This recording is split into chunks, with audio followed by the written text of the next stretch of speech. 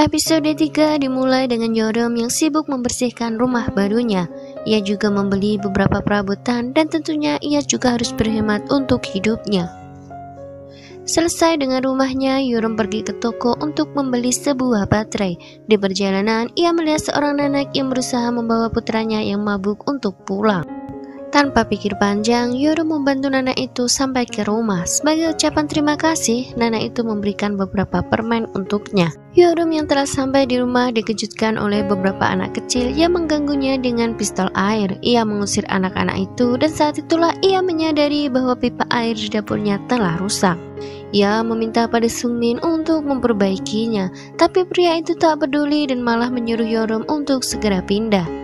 Tak ingin urusannya menjadi panjang, Yorum memilih untuk memperbaiki pipanya menggunakan lakban.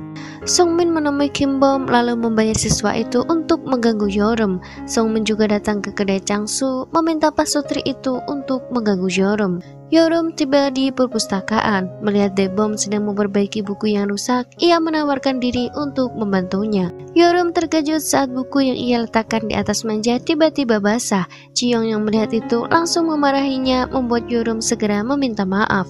Sedangkan Daebom tanpa banyak bicara segera memperbaiki buku tersebut. Bom terlihat tiba di rumahnya. Ia kembali bertengkar dengan sang ayah, menunjukkan hubungan mereka tidak terlalu baik. Nenek Bom kemudian bercerita tentang Yorum yang membantunya tadi. Seekor anjing terus mengikuti Yorum berjalan. Meski ia mengusirnya, anjing itu tetap tak mau pergi. Tak ada pilihan lain, Yorum harus tetap berada di sana sampai anjing itu tertidur. Pagi harinya, Yorum kembali ke perpustakaan dan meminta maaf tentang insiden buku kemarin. Daebom menunjukkan bahwa buku yang kemarin sudah diperbaiki. Sebagai rasa terima kasih, Yorum menraktir Daebom dan Jiyoung segelas kopi. Tanpa mereka sadari, Bom juga ada di sana menyaksikan semuanya. Hal itu membuat pemikirannya tentang Yorum mulai berubah. Hujan turun dengan deras, membuat Yorum segera keluar perpustakaan untuk pulang. Saat itulah Daebom mengejarnya dan memberikan sebuah payung. Namun Daebom kelihatan malu karena payung yang ia berikan ternyata rusak. Tanpa mengucapkan apapun, Daebom segera berlari meninggalkan Yorum. Yorum yang tak mengerti dengan tingkah Daebom memutuskan untuk berlari menerobos hujan. Di saat yang sama, Daebom kembali datang dan memberikan payung yang baru pada Yorum. Yorum terlihat senang dengan perlakuan Daebom padanya. Sampai di rumah, Yorum terlihat merapikan pakaiannya yang basah. Ia teringat dengan anjing yang mengikutinya kemarin, lalu memutuskan untuk mencari anjing itu. Sampai di sana, Yorum merasa sedih karena kaki anjing itu terluka, membuatnya segera pergi ke toko untuk membeli obat. Melihat Yorum datang, pemilik toko langsung mengajak Yorum kembali ke rumah dan menunjukkan sebuah coretan ancaman di depan rumah Yorum. Yorum yang melihat itu merasa kecewa dan sedih sekaligus. Pemilik toko menyuruh Yorum segera masuk karena pemilik gedung akan datang sebentar lagi. Tak berapa lama, pemilik gedung datang dan langsung marah-marah karena coretan itu. Ditambah lagi, Sungmin menghasut ayahnya karena Yorumlah ancaman itu ada di sana. Ia juga meminta ayahnya untuk segera mengusir Yorum. Yorum mendekati Sungmin yang berusaha menghapus coretan itu. Ia tak terima dituduh sebagai penyebab ancaman itu. Ia juga tak terima saat Sungmin mengatakan bahwa ia melarikan diri ke tempat itu karena menjalani kehidupan yang salah. Pagi harinya, Yorum pergi ke perpustakaan berniat mengembalikan payung Daebom. Namun sayang, perpustakaan pada hari itu tutup. Bom mendatangi Sungmin mengembalikan uang yang Sungmin berikan untuk mengganggu Yorum. Ia juga tak mau lagi mengganggu Yorum. Yorum sedang membaca buku di sebuah pos dengan anjingnya. Tiba-tiba istri Changsu datang dan menuduhnya telah mencuri anjingnya. Yorum yang merasa bersalah merelakan anjing itu untuk dibawa, tapi istri Changsu memperlakukan anjing itu dengan kasar, membuat Yorum berusaha mengambil anjing itu kembali dan terjadilah perdebatan antara mereka. Istri Changsu lantas meminta Yorum untuk membeli anjing itu dengan seharga 500.000 won. Yorum setuju lalu memberikan uang itu. Saat itulah Bom datang dan melarang istri Changsu untuk menipu Yorum. Anjing yang dibawa Yorum adalah anjing kampung yang bisa ditemui di mana saja. Namun istri Changsu malah marah dan meminta Yorum menaikkan harga. Yorum yang takut anjing itu akan dibawa pergi memilih untuk membayar harga yang diajukan wanita tersebut. Daebom rupanya sedang berada di Seoul mengantarkan Jiyoung untuk ujian pegawai negeri. Namun sepertinya ujian Jiyoung kali ini juga akan gagal seperti ujian-ujiannya sebelumnya. Jiyoung kemudian menraktir Daebom makan di sebuah restoran. Daebom hanya terdiam melihat dua orang pria dan salah satunya adalah mantan dosennya yang telah menunggunya. Daebom mengatakan maaf lalu pergi begitu saja dari tempat itu. Jiyoung meminta maaf karena tak meminta izin terlebih dulu saat ingin mempertemukan Daebom dengan mantan dosennya. Jiyoung juga terlihat memberikan sebuah makalah lama milik Daebom. Yeoreum mendapat telepon dari kakaknya yang meminta untuk menjual cincin peninggalan sang ibu. Tentu saja Yeoreum menolak karena itu adalah satu-satunya benda ibunya yang ia miliki setelah uang dan rumah diambil oleh sang kakak. Kembali ke Daebom, ia kini telah sampai di rumahnya. Ia menatap makalah lamanya yang tergeletak di meja. Saat itu juga, kenangan buruk dengan si profesor kembali teringat membuat suasana hati Daebom menjadi hancur. Ia memutuskan untuk pergi berlari pada malam itu. Pagi harinya, Yeoreum terbangun di rumahnya dengan kondisi pusing dan mual. Ternyata ia mabuk semalaman. Ia menemukan sup ikan polak yang diberikan oleh nenek Bom lalu memakannya sampai habis.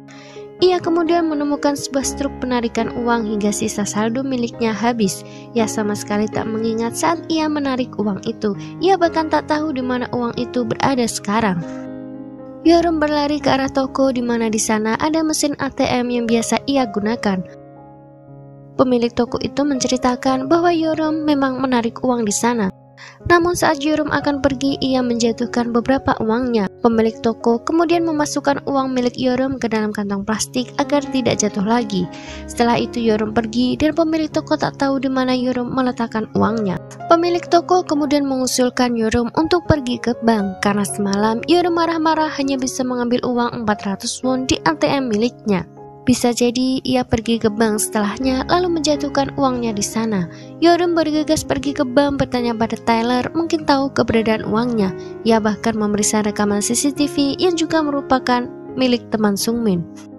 Dalam rekaman CCTV itu terlihat Yeoreum menarik uang dan memasukkannya ke dalam plastik. Ia pergi keluar namun terjatuh di jalan hingga datang Daebom yang menolongnya. Melihat itu, Yeoreum ditemani Sungmin pergi menemui Daebom. Daebom terkejut karena uang dalam kantong plastik itu tak ada di tangan Yeoreum. Daebom berkata bahwa saat itu Yeoreum mabuk berat hingga ia menemani Yeoreum sampai ke toko karena Yeoreum akan menraktirnya. Namun Daebom sendiri tak tahu apa yang sedang ia lakukan saat itu. Tepatnya mengapa ia melakukannya pada Yeoreum, menemani dan mengatakan wanita itu pulang. Daebom lantas memberikan uang itu pada Yeoreum lalu meninggalkannya. Daebom meminta maaf, harusnya ia mengantar Yeoreum sampai di rumah. Daebom yang merasa bersalah ikut mencari uang itu. Yeoreum mencari di area sekeliling rumahnya. Di dalam rumahnya ia melihat catatan Bom dan mulai berpikir bahwa Bom adalah pencurinya. Ia pergi ke rumah Bom, namun hanya ada neneknya di sana. Neneknya terlihat begitu baik, bahkan memberikan beberapa tomat padanya. Yeoreum kemudian mulai menelusuri jejaknya yang ia lewati semalam hingga ia berakhir di tempat sampah dan mencari uangnya di sana. Kehilangan uang Yeoreum juga diumumkan melalui speaker kota. Hingga sampai malam harinya dengan lelah Yeoreum berjalan pulang. Ia melihat Daebom yang sedang menunggunya. Ternyata Daebom telah menemukan uangnya. Daebom mengaku bahwa ia lupa sebenarnya ialah yang membawa uang tersebut. Yeoreum yang sudah lelah sedikit kesal karena Daebom tak mengatakannya sejak awal. Ia lalu pergi begitu saja dengan kecewa. Sampai di rumah, ternyata Bom sudah menunggunya. Bom diberitahu neneknya karena tadi Yeoreum mencarinya. Yeoreum meminta maaf karena sudah sempat menuduh Bom. Tapi Bom tidak marah dan tampak biasa saja. Yeoreum lantas menawarkan ramen pada Bom. Saat itulah teman sekelas Bom muncul. Karena Bom sering tak masuk sekolah, membuat temannya khawatir dan melihat keadaannya. Saat itulah ia tahu bahwa pipa Yeoreum rusak. Ia kemudian meminta Sungmin untuk membenarkannya. Tidak seperti sebelumnya, sikap Sungmin kali ini berbeda. Ia bersedia membenarkan pipa tersebut. Ia bahkan membawa beberapa perabotan untuk dibincangkan pada Yeoreum. Sungmin juga mengajak anaknya untuk ikut membantu Yeoreum.